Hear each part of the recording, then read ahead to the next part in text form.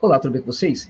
Especialmente vocês, torcedores e torcedoras do futebol bonito, do futebol plástico, né? Daquele futebol que embeleza, que é bonito, mas que também é competitivo. Eu queria inaugurar com vocês aqui neste canal uma sessão, né, para que nós possamos abordar jovens promessas do futebol brasileiro, que são muito talentosas, né, e que vão fazer muito bem, em tese, podem fazer muito bem para o futebol brasileiro e também para o futebol mundial, por que não, né? Então, são jogadores brasileiros, né? Eu quero, inclusive, que vocês, né, que conheçam alguns e queiram, né, desejem que eu comente sobre alguns deles aqui neste canal, nessa sessão, é só apontar aqui nos comentários aqueles que vocês gostariam de ver analisado, abordado aqui comigo neste canal, tá bom? Bom, eu quero inaugurar essa sessão aqui com um jogador que me causa um profundo espanto, gente, no sentido positivo. É uma joia da base brasileira, hoje um dos melhores. Eu diria para vocês que é um dos melhores jogadores da base hoje, do futebol das Américas, e eu vou mais além. Na minha opinião, trata-se também de um jogador que é uma das grandes promessas hoje do futebol mundial. É isso mesmo, do futebol mundial. E se você acha que eu estou exagerando, tente acompanhar um jogo de quem? De qual equipe? Do Vasco da Gama. Porque neste vídeo aqui eu vou tratar do Andrei Santos, um moleque de 18 anos que joga com a experiência de um jogador de 30, 40 anos, né?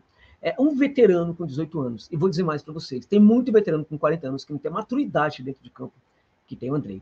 Muitos jogadores de 38, 39, 40 anos não conseguem ter o comportamento maduro que ele tem dentro de campo. É incrível isso. Esse detalhe, gente, do Andrei Santos, é algo que chama muito mais atenção, às vezes, do que a sua própria habilidade. A maturidade dele dentro de campo. A capacidade que ele tem de tornar tudo fácil. Né? O processo que ele tem de adaptação, gente, a todas as situações complicadas, né? E a facilidade que ele tem de resolver situações, problema. É isso mesmo. É um jogador notável nesse sentido, pela capacidade, pela maturidade, pela maneira como sente a temperatura do jogo, e ao mesmo tempo pela maneira como ele cadencia o jogo ali no meio de campo, praticamente dando ritmo para a partida. O Andrei é um craque também, não somente porque ele dá o ritmo para a equipe do Vasco da Gama, ele é craque porque ele determina qual é o próprio ritmo da partida, no geral, das duas equipes dentro de campo. Impressiona. A partir da maneira como ele toca essa bola no meio de campo, como ele carrega essa bola, como ele dribla essa bola, sobretudo ali no corredor, ali no balão do meio de campo, né, faz com que o jogo tenha ali uma dinâmica própria. Né? É de fato um jogador diferente e que eu acho que não deve ficar aqui no futebol brasileiro por muito tempo. Eu acho isso uma pena, porque para mim o Vasco deveria segurá-lo por muitos, muitos anos aqui no futebol brasileiro. Vai ter muito assédio, vai ter muita proposta, porém, o que é uma SAF? Para que serve uma SAF? Não é para reestruturar um clube como o Vasco da Gama? Por que então não deixar esse jogador aí durante muito tempo no Vasco, até mesmo para que outros possam ser vendidos? Porque realmente ele é muito diferenciado. Agora, na hipótese de que o Andrei possa ser vendido, eu acredito que os valores por esse jogador, olha, gente, 20 milhões, 30 milhões, 40 milhões, não tem nem conversa, na minha opinião, por esse jogador nesses valores. Acho que uma proposta interessante para levar para a Europa hoje, na minha opinião, seria alguma coisa acima de 60 milhões de euros. É isso mesmo. Vocês podem estar achando complicado, exagerado e tal. É só vocês considerar, por exemplo, que o que o Real Madrid pagou, tanto pela uma das joias da base do futebol brasileiro que estava no Santos e outra joia da base do futebol brasileiro, já não mais da base, nos dois casos, que era o Vini Júnior, né? Pagou muito dinheiro.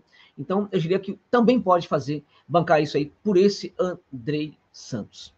E tem uma diferença em relação a esses dois jogadores aí, não querendo ser, por exemplo, depreciativo em relação ao Vini, que é um jogador que eu gosto muito, né? E também o Rodrigo, né? Ele não oscila.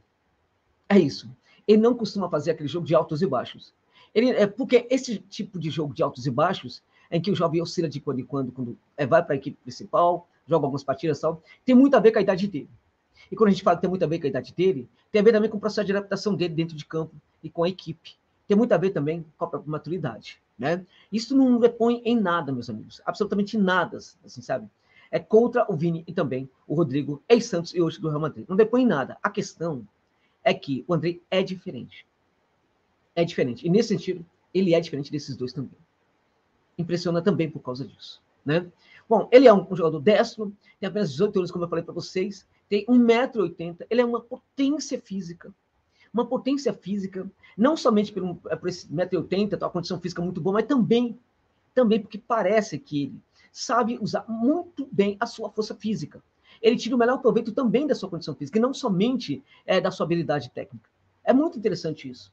Há jogadores que são maiores do que o Andrei, tem até um corpo muito maior do que o Andrei, mas que não consegue demonstrar dentro de campo todo esse potencial físico que ele demonstra, toda essa força física que ele demonstra.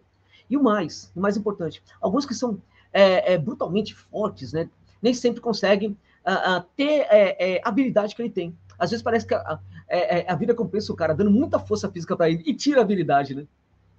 Muito bacana isso, né? No caso do Andrei, não. No caso do Andrei, você tem habilidade e força física, só que uma trabalha em prol da outra. É incrível. É muito difícil, por exemplo, quando ele aplica um drible, né, que o marcador dele, por exemplo, faça alguma coisa. Não consegue.